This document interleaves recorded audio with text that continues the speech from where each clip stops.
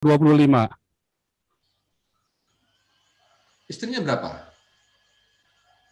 Kok ngomong cabul istrinya berapa? Loh, istrinya Sekarang berapa? gini kok. Gini Kok ya. kamu Nabi 25 Perspektif istrinya berapa? Anda jangan dimasukkan kepada perspektif Aduh, kami. nanti dulu. Nggak bisa Aduh. kok. Bagaimana kok Loh, Paul? saya kan Kristen, saya kan punya perspektif. Sekarang saya mau nanya, Muhammad bilang Yesus tidak disalib. Iya kan? Sekarang saya bilang Muhammad itu cabul, isinya 20, isinya berapa itu? 20 lebih kan? Lah ini kan ngomong kan, lah ini apa nggak Nah, pelecehan gitu loh. lu bukan pelecehan. Muhammad Udah juga, ngomong cabul Muhammad pun bagaimana? melecehkan. Muhammad bilang Yesus nggak disalib. Muhammad bilang Yesus bukan Allah. Itu sudah pelecehan buat kami. Sama saja toh. Nah, makanya kamu sekarang, kamu dari kitabmu sendiri sudah melecehkan. Bahkan kitabmu mengajarkan hate speech. Agamamu mengajarkan hate speech. Tidak akan ada hari kiamat kalau Yahudi tidak dibunuh. Itu hate speech kepada orang Yahudi. Siapa yang enggak?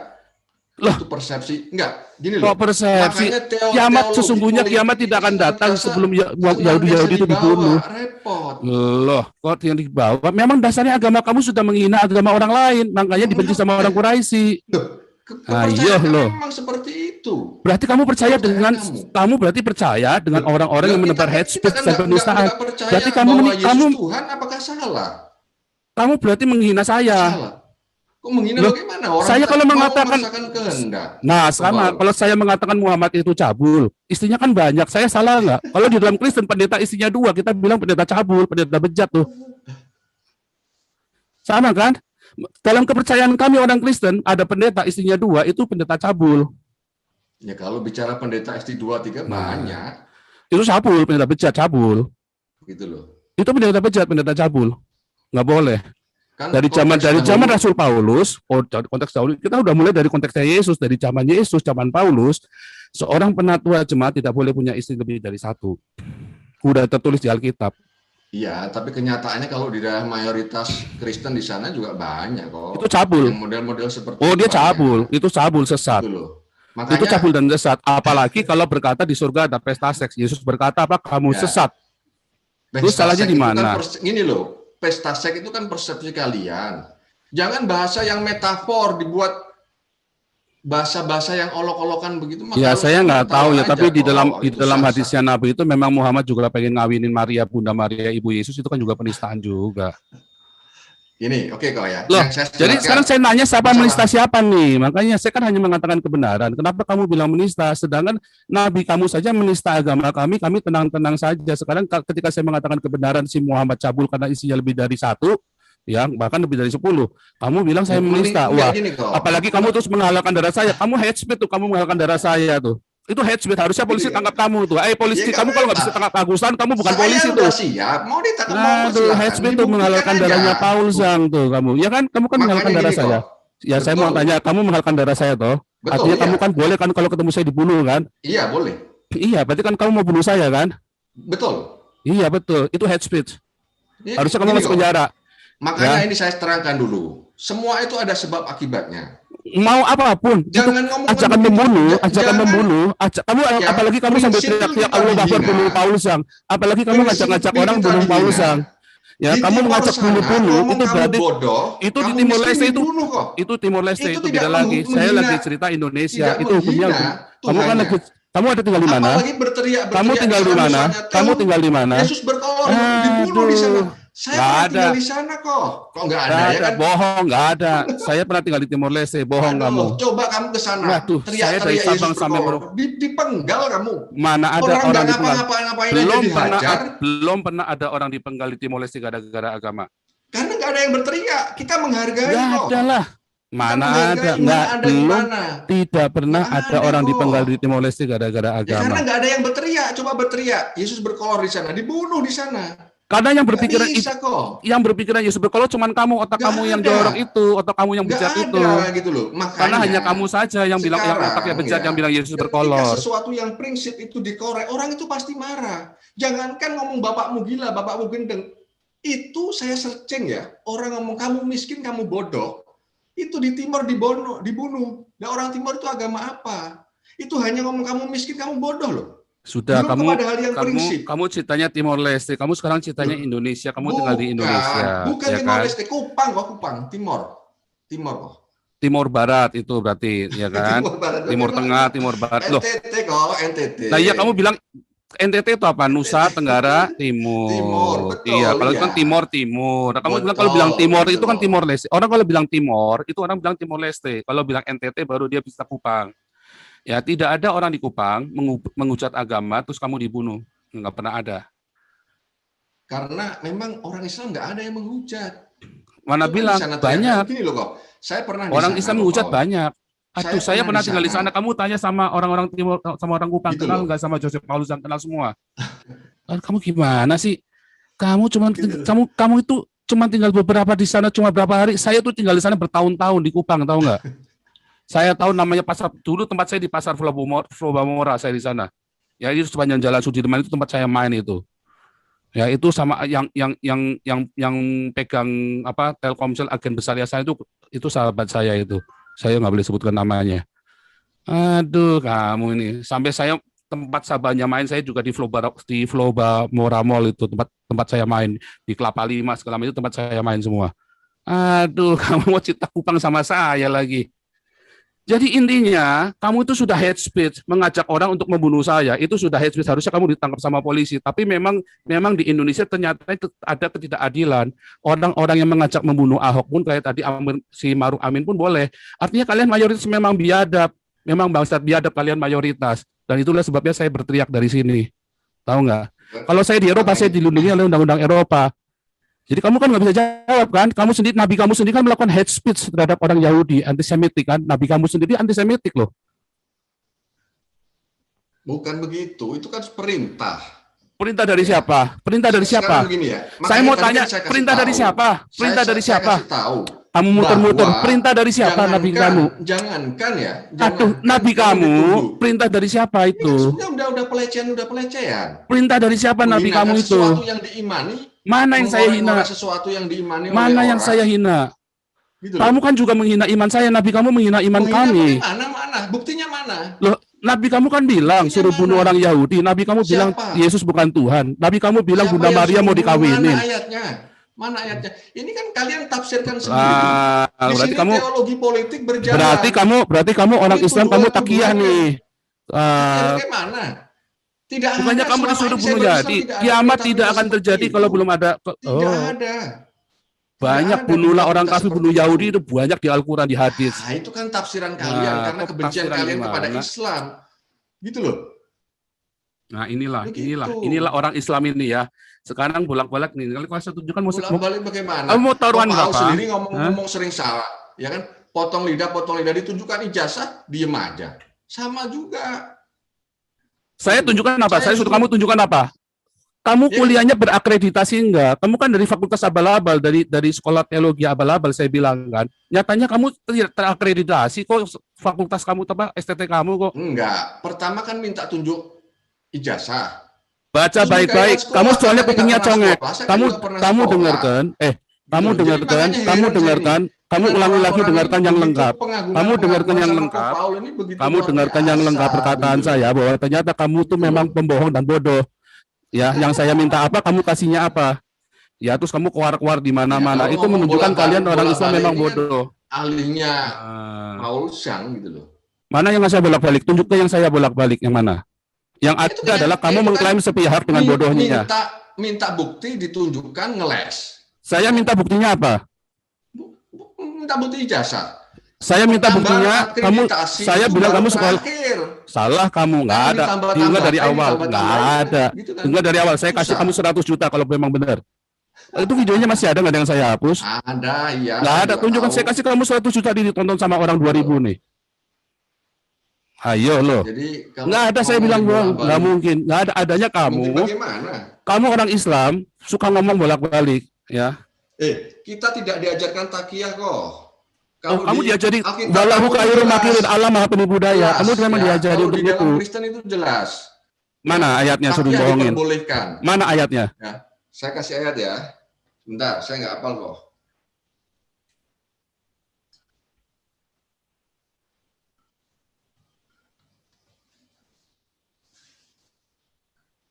Dan orang-orang Islam yang ke Kristen juga banyak, udah jadi Kristen, khotbahnya juga tetap yang dibawa-bawa Islam, Banyak. Saya dulu nyesel nggak saya rekam kalau orang-orang jelek-jelekin Islam itu di gereja.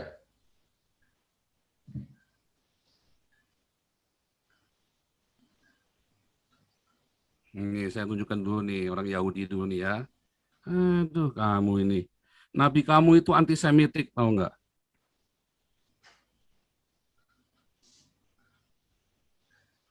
Dari Abu Hurairah, bahwa Nabi sallallahu lalalala bersabda, tidak akan terjadi hari kiamat hingga kalian Muslim memerangi Yahudi. Kemudian batu berkata di belakang Yahudi, wahai Muslim, inilah Yahudi di belakangku, bunuhlah. Ini dari Bukhari dan Muslim dalam Sahih. Ini hate speech, tahu nggak? Ini hate speech. Ini hate speech, ya, antisemitik. Tahu? Tahu? Kamu menafsirkan apa ayat ini? Iya, oke ya, sudah. Kamu nggak bisa tunjukkan apa-apa deh, ilmu kamu belum nyampe. Saya itu nantang debatnya itu si Gus Yakut, karena kamu belum nyampe. Kamu itu mualaf odong-odong kamu itu, yang cuman karena kepahitan hatimu saja, ya terus kamu murtad. Karena memang iman kamu nggak ada, cuman Enggak, kamu mualaf aja, bertobat masalahnya kamu. kok. Apalagi terus kamu menghalalkan darah saya. Betapa biadabnya Tuhan yang kamu sembah sekarang ini. Kamu dulu waktu jadi Kristen, kamu pernah menghalalkan darah orang lain nggak? Saya yakin nggak pernah. Saya tahu dari teman-teman kamu di GPP Surabaya, kamu dulu orang baik. Setelah kamu jadi orang Islam, kamu sekarang menghalalkan darah saya dan mengajak orang lain untuk membunuh saya. Ya, itu hate speech. Ya, tapi saya mengampuni kamu di dalam nama Tuhan Yesus Kristus. Kiranya Tuhan Yesus masih memberi kamu kesempatan buat hidup dan bertobat. Gitu ya. Oke, kita lanjut. Silakan next. Nah, ternyata kamu kan nggak bisa tunjukkan bahwa ada anjuran untuk berbohong kan di dalam Kristen, nggak boleh. Ada. Ini kok Filipi 1 Ya. ayat 18. Ya. Itu kan jelas Nah, kok. udahlah. Filipi 1 ayat 18 kok disuruh bohong? Mana ada disuruh bohong? Saya kasih kamu Jelas 1 miliar kok. kalau ada disuruh bohong. Waduh. Ya, Kristus diberitakan baik dengan maksud palsu maupun dengan jujur. Tentang hal itu aku bersukacita dan aku akan tetap bersukacita. Ini kan takiyah yang luar biasa kok, Bau. Apa disuruh? Berbohong lah di situ? Enggak.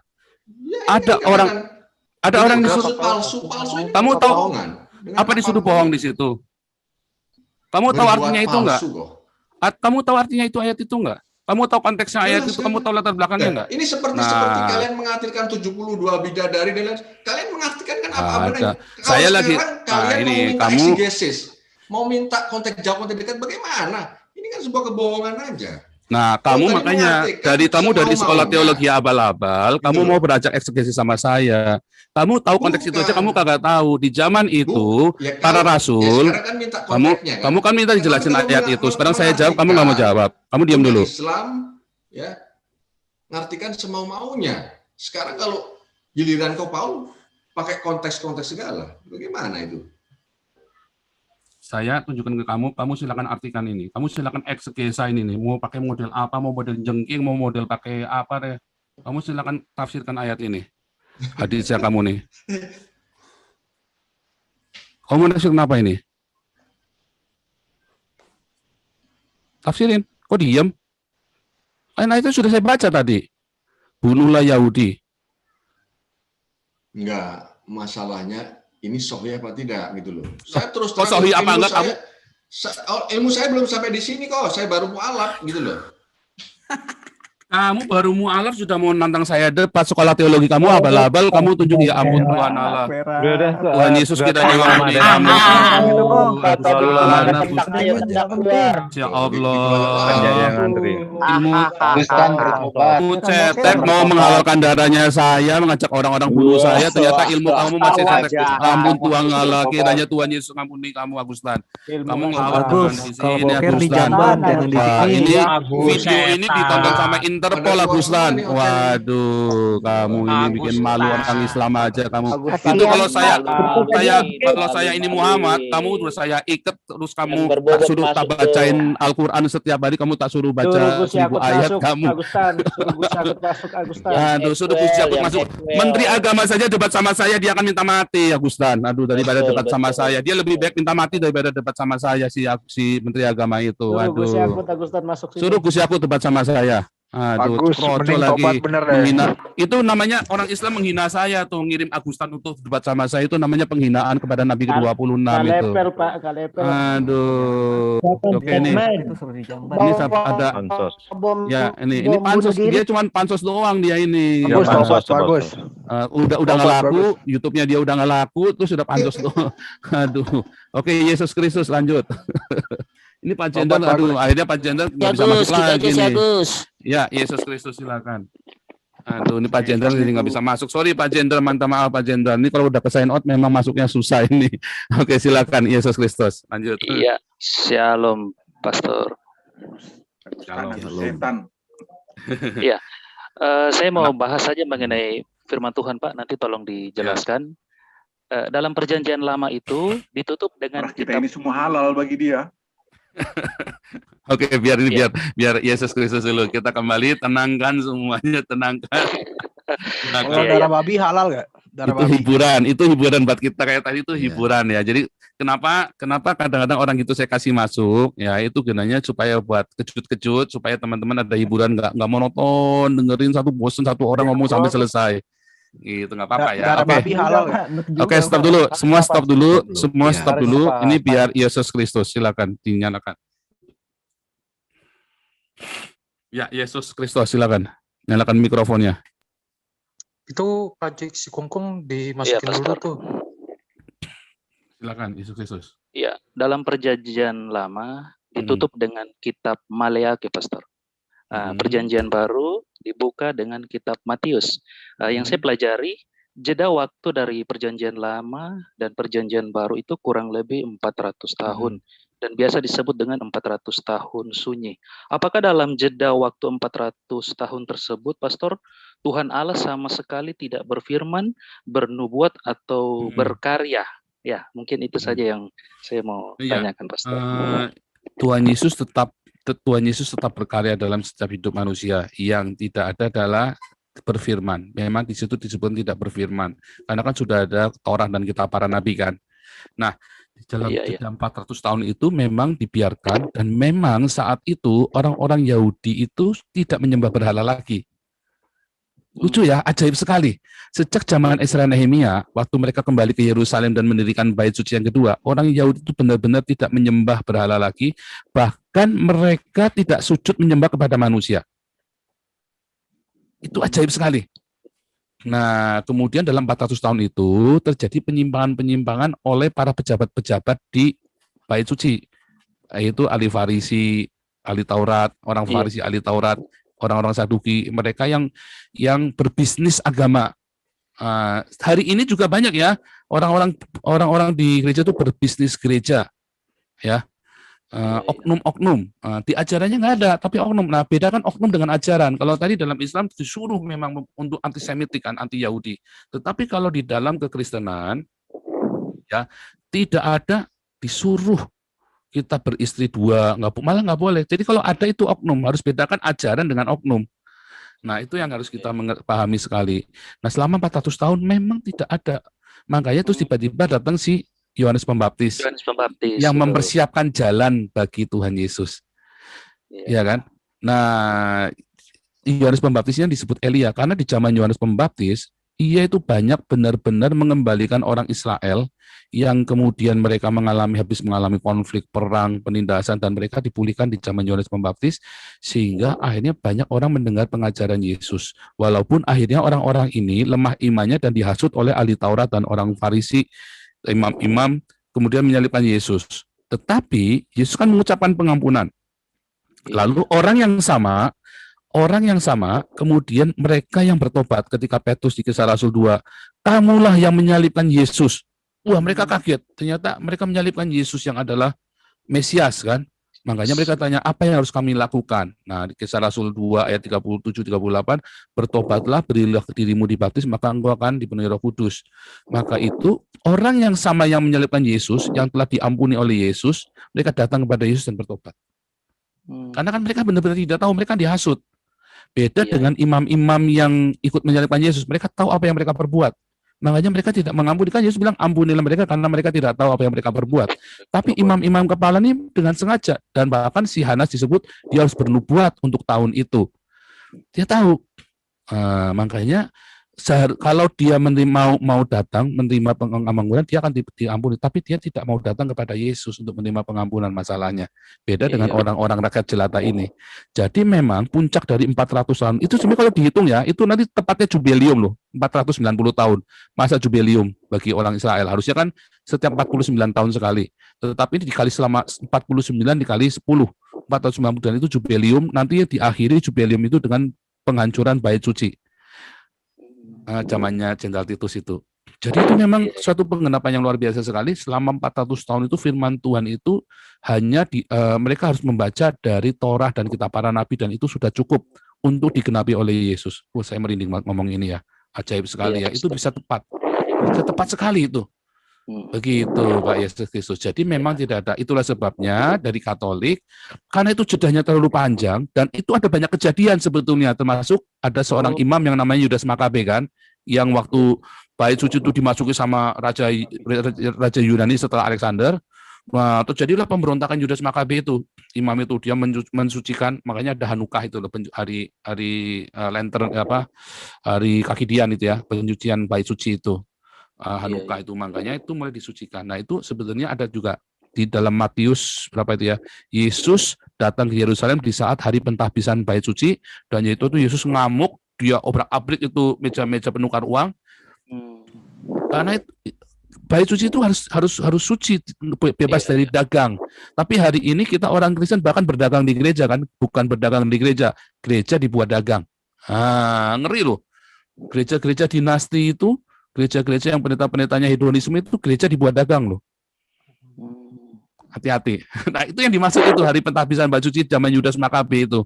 Dan itu yang marah-marah di dalam bait suci diobrak-abrik semua karena orang mau pergi mempersembahkan korban kepada imam, diperdagangkan ritualnya itu. Wani piro, dombanya kalau bukan dari mereka ditolak, harus yang dari mereka. Dianggap kosher, dombanya ini sempurna, tidak bercacat celak. Kalau yang bukan dari mereka, nanti dicari-cari kesalahannya, sehingga mereka dagang di situ, dan harganya mahal. Dan itu yang disebut dengan rumahku kau dijadikan sarang penyamun. Dan itu sekarang terjadi, para pendeta-pendeta yang bisnis gereja dijadikan sarang penyamun. Betul. Serem ya, serem. Tapi itu sebenarnya itu nubuatan-nubuatan itu terjadi berulang ya, pola. Itu kan pola hidup manusia, berulang pasti. Dan itu selalu lahirlah nabi-nabi yang membersihkan itu. Makanya kita orang gereja karismatik, saya ya dari aliran karismatik, kita percaya yang namanya kenabian itu. Amin. Dan itu yang Agustan nggak tahu, yang begitu-begitu, karena Agustan belum lahir baru. Sehingga dia kepahitan hatinya, dia kecewa, dia mau ngatur Kristen dengan caranya dia, kayak tadi itu. Mau tadi yang baca Alkitab aja suka-suka dia kan. Nah, sekarang saya balikin dia caranya, baca Al-Quran, kamu mau tafsirkan gimana? Alkitab, karena saya bilang, saya dulu tantang si Agustan, kamu sekolahnya di mana? Ya kan? Saya tahu semua tentang Agustan, tahu komplit, karena teman-teman saya itu semua teman-temannya Agustan. Agustan nggak tahu aja siapa saya. Gitu kan. Saya ini kan pelayanan dari saya SMP, jadi saya itu kenal banyak gereja, kenal banyak orang-orang itu ya, kenal banyak gereja. Ya, terutama orang-orang yang dulu penginjilan jalanan. Maka Agustan dulu penginjilan jalanan, cuman dia belum lahir baru. Dia nginjil itu cuman gara-gara ikut-ikutan orang-orang kayak Edi Prayitno. Adi Prayitno juga sama ya, dari SES dulu. Agustan dari SES lalu pindah ke STT Tasik yang belum terakreditasi sama sekali. Itu jadi cuman kayak kursusan kelasnya.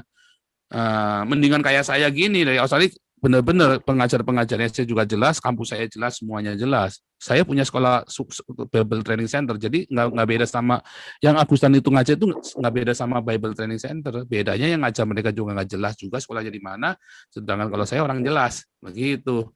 Jadi yang aku itulah tadi ya akibat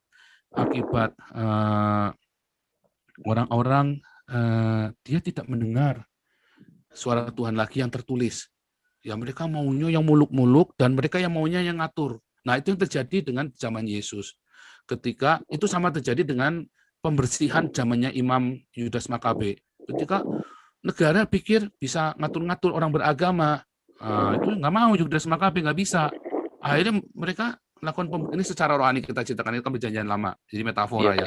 Itulah yang terjadi di zaman hari ini. Ketika negara ingin ngatur-ngatur orang beragama. Nah, itu yang terjadi. Makanya sebetulnya kolom agama itu nggak boleh ada karena agama itu adalah sesuatu yang private, yang pribadi. Dan itu yang terjadi sebetulnya yang Yesus ajarkan kepada kita. Makanya kalau berdoa disuruh masuk dalam kamar tersembunyi, berdoa kepada Bapamu. Artinya apa? Supaya doamu itu jangan dipamer-pamerin kayak orang beragama. Sehingga akhirnya orang akan terjadi fanatisme yang membabi buta tentang agama. Nah, itu yang berbahaya justru. Ya, Itulah yang berbahaya. Nah, yang tadi Agustan itu tadi bilang, ya, tetapi tidak mengapa sebab bagaimana juga Kristus diberitakan baik dengan maksud palsu maupun dengan jujur.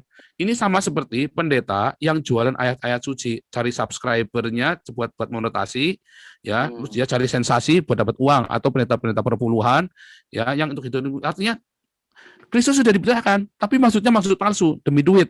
Banyak kan pendeta-pendeta yang memang profesinya pendeta dan tujuannya adalah untuk dapat ayat-ayat, jualan ayat demi dapat duit. Nah, itu yang dimaksud. Jadi bukan disuruh bohong. Kristus diberitakan yang penekanannya saya tunjukkan di ini screen-nya ini supaya teman-teman tahu.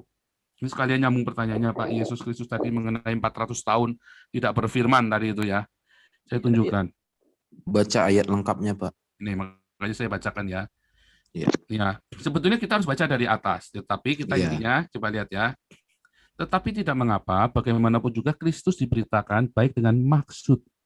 Jadi bukan Kristusnya yang diberitakan takut suruh bohong, tapi tujuannya bohongin. Contohnya pendeta-pendeta yang khotbah sambil mengharapkan uang. Motivasinya bukan untuk orang itu diselamatkan, tapi motivasinya adalah dia supaya dapat uang. Termasuk YouTubers yang demi kejar konten, dia tega untuk memfitnah teman-temannya sendiri, menyerahkan kepada orang Islam teman-temannya sendiri. Nah, termasuk pendeta-pendeta YouTubers yang saling membidatkan demi konten loh. Ya, kalau Muriwali saya yakin dia tulus, hanya dia terlalu keras dan dia terlalu pakai kacamata kuda, wawasannya menjadi sempit. Tetapi kalau followernya dia itu udah kelihatan banget tuh, content minded tuh. Nah, itu yang dimaksud dengan maksud palsu. Artinya dia sudah ngawur, tapi mereka kan tetap memberitakan Injil. Makanya kita nggak bisa menghakimi dia sesat atau nggak sesat. Karena tadi maupun dengan jujur, ya. Tentang hal itu aku bersuka cita. Sebab apa? Bagaimanapun juga Kristus telah diberitakan. Itu yang paling penting. Iya, Kristus telah diberitakan. Itu. Jadi ada orang-orang yang jualan itu ya, pendeta-pendeta yang suka yang pendeta-pendeta perpuluhan yang hobi ngumpulin duit, ya kan? Yang hobi hidup mewah, ya, yang dia jadi pendeta motifnya buat cari duit ya. Karena yang penting Kristus sudah diberitakan oleh orang itu. Masalah dia terbuat dari emas, perak, perunggu atau emas, perak dari besi, kayu atau jerami, itu urusan dia dengan Tuhan. Yang penting Tuhan yang menghakimi. Jadi yang dimaksud dengan ayat ini ternyata adalah motifnya, maksud ini loh. Dengan maksud bukan pemberitanya palsu. Wah, makanya si Agustan itu sekolah Alkitabnya sekolah kitab abal-abal di STT abal-abal. Makanya saya tunjukkan mana ijazah kamu. Ini STT jelas, ternyata di dalam prosesnya cuma terdaftar. Pelajaran hermeneutiknya bolos mulu kali Pak Sur. Enggak, bukan. Makanya Mangapul Sagala itu sebenarnya nggak salah juga, dia nanyain saya, kamu dari mana, dipaksa, kamu dari mana, supaya dia yakin bahwa saya ini jelas nggak terakreditasi nggak kampus saya. Artinya kalau terakreditasi berarti kampus saya ini sudah melewati beberapa step, beberapa tahapan ujian, orang-orangnya, kualifikasi pengajarnya itu jelas. Nah, tapi kalau yang cuman terregister doang, ya, itu berarti nggak beda sama dengan kursusan biasa. Kayak Anda kalau bedanya pergi ke sekolah tinggi informatika, ya, ke ST dulu, sekolah tinggi informatika yang punya Stikom, punya Telkom, sama ke kursus komputer apa? Ke kursus komputer yayasan abal-abal yang di pinggir-pinggir jalan. Bedanya adalah pengajarnya dan Anda kan diajarkan dengan benar. Begitu. Jadi sebenarnya Pak Mangapul Sagala itu maksudnya adalah itu, tetapi Mangapul Sagala nggak boleh berpakaian muda seperti itu, sama seperti Pak Muriwali. Saya tahu maksudnya. Saya yakin sekali Muriwali itu orang yang tulus hatinya. Hanya gara-gara kacamata muda itu akan mencelakakan orang lain. Jadi makanya saya bilang jangan terus diboikot dong Muriwali, kasihan gitu. Saya kan bilang bolak-balik jangan diboikot, kita pun terus doakan beliau. Kita minta suatu ketika Tuhan akan bukakan hati dia. Nanti dia akan tahu. Karena beliau bukan orang nggak bermutu ya. Beliau bukan orang nggak bermutu, tapi beliau hanya belum mengerti apa yang kita lakukan. Dan itu nggak bisa kita paksa. Nah, itulah yang selama 400 tahun itu terjadi gap antara orang Farisi ahli Taurat. Apakah orang Farisi itu jahat? Enggak loh. Dia itu yang menjaga keseimbangan supaya pemerintah penjajah itu dari Yunani, Roma, jangan sampai membuat orang Yahudi itu menyembah berhala. Jadi orang Farisi dan ahli Taurat ini yang menjaga keseimbangan. Mereka baik, mereka berusaha untuk menjaga. Tapi kemudian pengikut-pengikutnya Tuhan Yesus nyebut Yesus anak Daud, Yesus anak Daud. Wah, itu berarti mau makar. Mereka takut orang-orang Farisi itu. Makanya saya sering bilang, para teolog-teolog ini akhirnya kami ini menjadi orang ahli Taurat dan Farisi. Kami ini sendiri, kami harus hati-hati supaya kami jangan sampai menghalangi para murtadin ini yang disebut murtadin oleh orang Islam, tetapi beberapa teman bilang nggak boleh disebut murtadin karena mereka itu orang justru datang kepada cahaya terang, yaitu Yesus Kristus kan, sang terang itu toh. Nah, itu kita seringkali, kami orang ahli Taurat dan orang Farisi, teolog-teolog seperti saya ini dan Muri Wali, Esra Soru, Yosua Tewu, kami sendiri sering menghalangi orang ini datang. Makanya saya selalu introspeksi dulu, saya mudah sekali mengatakan orang lain sesat. Tetapi setelah saya tahu, saya diuber-uber orang-orang Islam mau dibunuh, dan saya tahu murtadin teman-teman saya mau dibunuh sama orang-orang Islam ini, termasuk tadi Agustan kan, setelah jadi Islam, dia langsung menghasut orang untuk membunuh saya kan, teriak rame-rame di YouTube dia, kita akan bunuh Paulus yang dadanya halal, Allahu Akbar, semuanya itu Allahu Akbar semua. Itu penghasutan, itu hate speech. Setelah saya tahu, saya bertobat. Saya berhenti mudah mengatakan orang lain sesat. Karena saya tahu para murtadin ini pun tidak diberitakan dengan dengan dogma, tetapi dengan perjumpaan dengan Yesus. Ternyata nggak gampang ya iman itu. Wah, dari situ saya mulai sadar tuh. Makanya saya lihat ya, 400 tahun tidak ada firman. 400 tidak tahun firman. Orang Farisi ini juga sebenarnya nggak gampang tugasnya loh. Bagaimana firman Torah dan kitab para nabi itu dijaga tanpa mereka berkompromi, tanpa mereka harus menyembah kepada dewa-dewanya orang-orang Yunani dan orang Roma. Mereka harus jaga, mereka menjaga ini. Juga nggak gampang juga. Sebenarnya Muri Wali juga nggak salah. Jadi dia tegas begitu nggak salah, hanya kurang sedikit. Dia ada sesuatu yang kurang sedikit. Artinya apa? Nah ini saya dan Muri Wali ini ada di sini nih, di ahli Taurat dan orang Farisi. 400 tahun kita jaga, 2000 tahun kita harus jaga itu firman, dan kita turun-temurun kita jaga supaya kalian semua jangan goyang imannya dan tetap dengan kita para nabi selama 400 tahun tanpa firman tadi itu kan. Makanya Muri Wali pakai bapak gereja, ya kan? Karena tadi 400 tahun ada Yudas Makabe. Nah, itu sama tuh ilustrasinya. Muri Wali pakai bapak gereja. Gitu. Makanya ada bapak-bapak gereja Martin dari mulai Athanasius, Tertullian, dari mulai Irenaeus, ya kan, Polikarpus sampai Tertullian, Athanasius, Agustinus Hippo, Martin Luther, Immanuel Kant, Martin Luther, sampai ke bawah-bawah ini terus. Jadi sebenarnya salah nggak? Nggak salah. Kan saya bilang tidak ada yang salah dengan bapak gereja. Tetapi kita jangan terpaku di situ. Jangan terpaku di Yudas Makabe lagi. Kita balik ke yang tertulis. Iya. Begitu. Jangan terjebak dogma, Pak ya. Betul. Makanya saya tidak pernah mengajukan kalian untuk memboikot Muri Wali. Saya bilang jangan. Salah kalau kalian memboikot Muri Wali.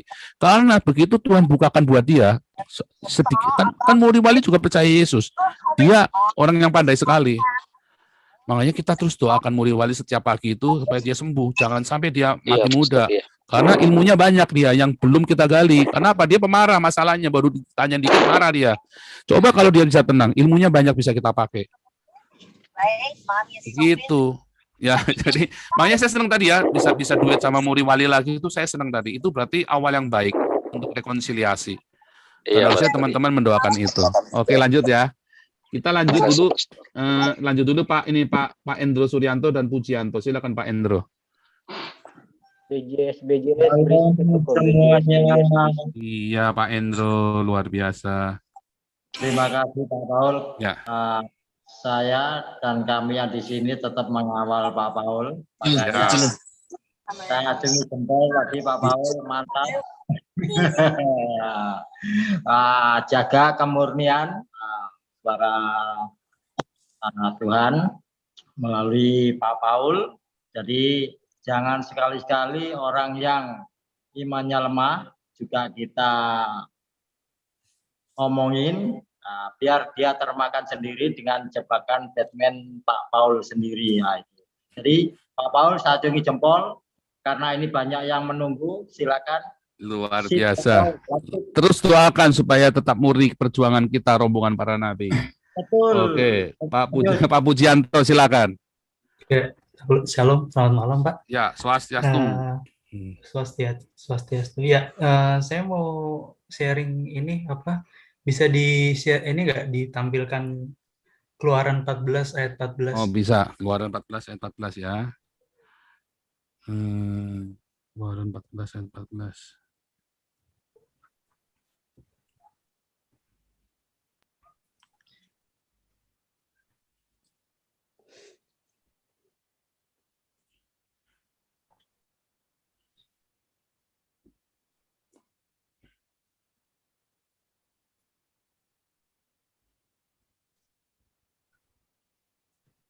Ya.